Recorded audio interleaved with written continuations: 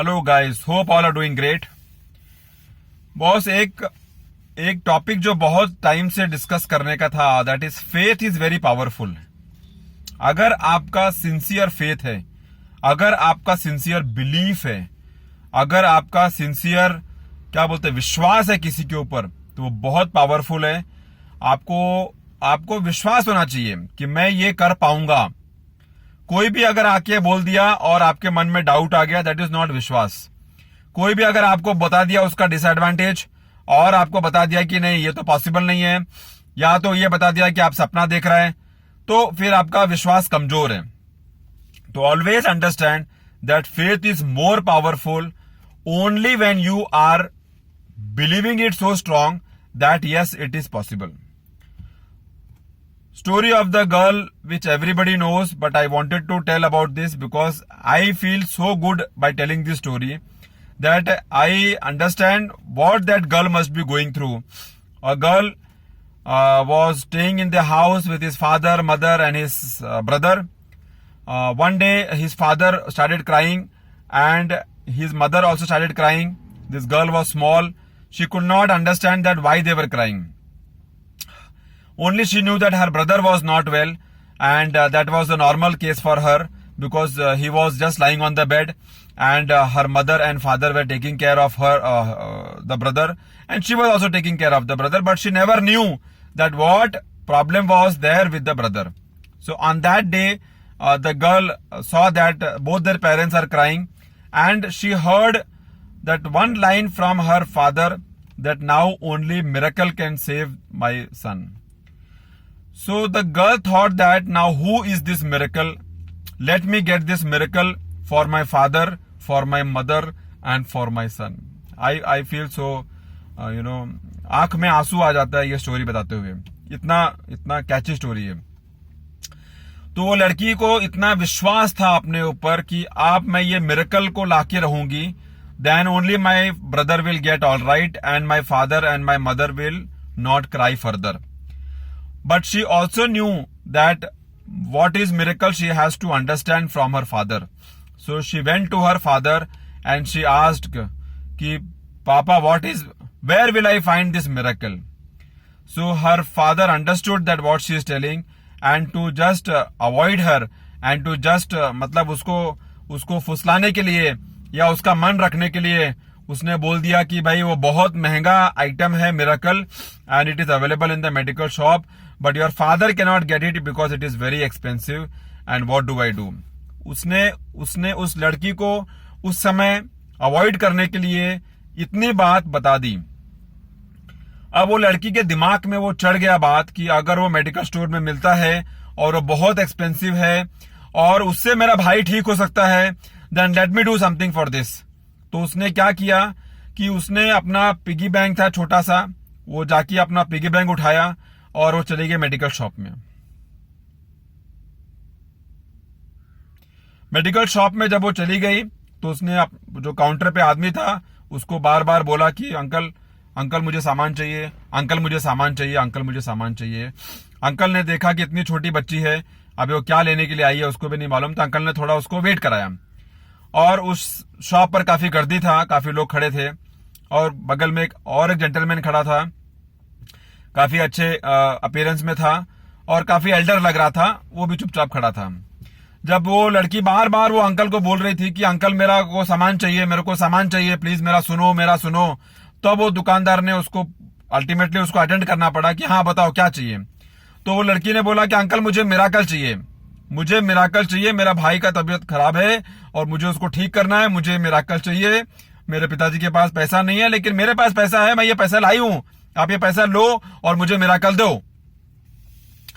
तो अंकल समझ गए, लेकिन अभी क्या करें, बच्ची से कुछ नहीं कह सकते हैं.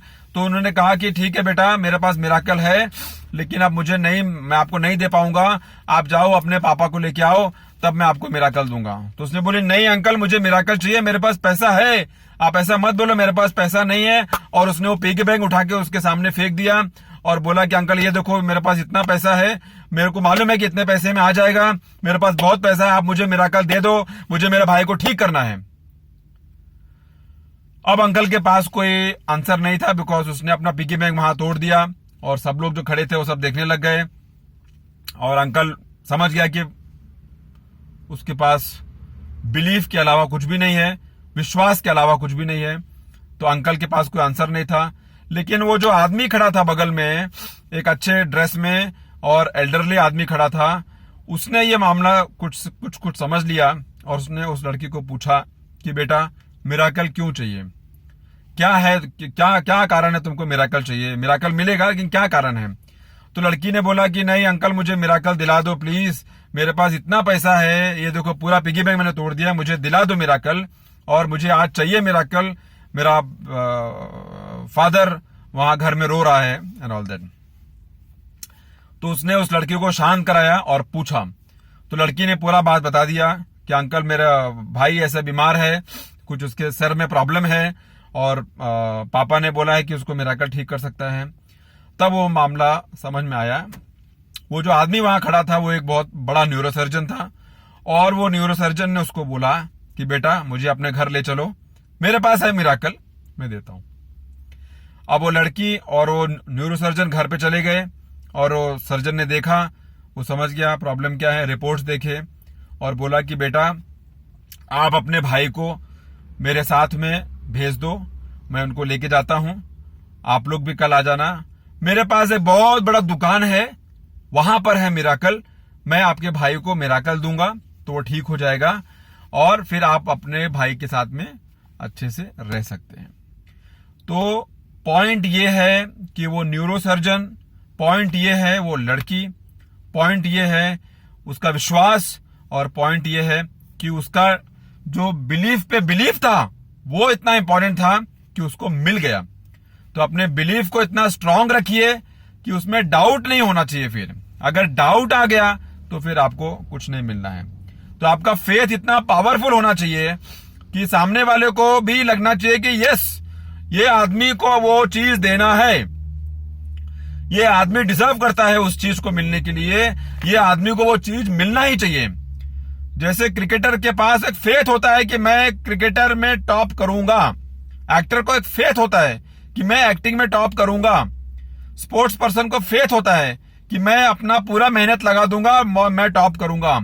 Faith is such a thing that it will take you 10x time more faster than what you are doing in your normal life.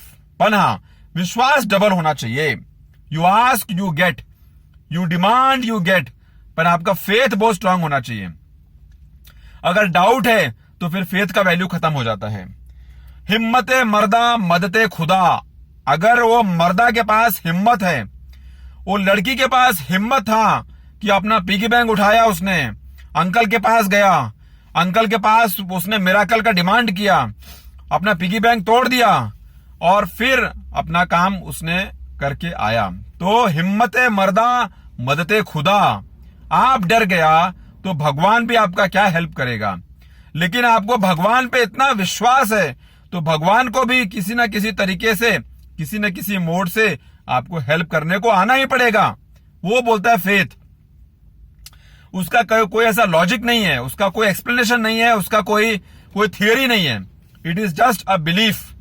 Belief का सिस्टम ऐसा है कि अगर आपने उसको बिलीव कर दिया तो आपको बेनिफिट आपका है, लेकिन विश्वास भी आपका है। तो